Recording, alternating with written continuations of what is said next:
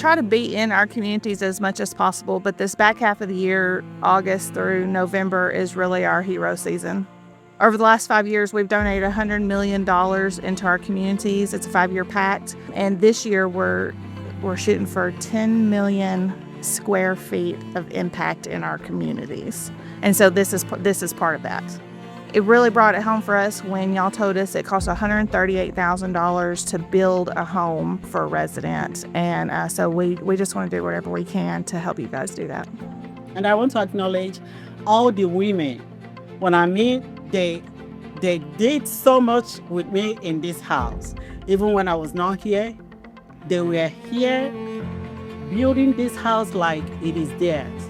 And anytime I come here, before I leave, I always shed tears. Like, I don't know how to appreciate them. All the people that worked in this house, I continue to pray for all of you, and I continue to ask God to meet all of you at the point of your needs. If someone's on the fence about volunteering, they haven't done it, but they're thinking about it, what would you tell them? Okay, the first thing I would tell them, I'd give them a little bit of a spiel about who we are, the Christian aspect of it, the positive home builder type stuff. And then I would say, just come and try it. Just because you've never been involved in the building process doesn't mean you can't be what I call an eager volunteer or an able volunteer. That is to say, if somebody has to show you which end of the paintbrush goes in the can, that's fine, because we're about learning, we're about community. There's no rush, hurry. You don't have to be an expert.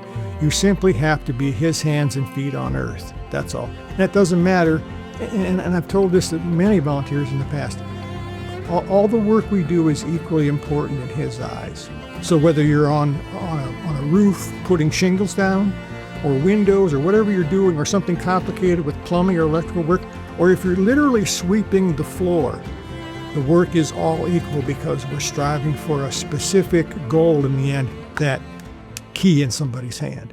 Kind of look back at the time that we invested in our first home, and it was one where you take a deep breath because it's a big change, but home ownership roots you in a community.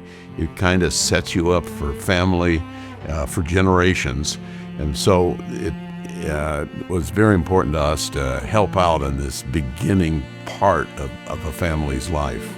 Well, it's apparent that there is a huge need for the housing. And as Phyllis mentioned earlier, we think the sweat equity aspect of it helps cement a real commitment to the future.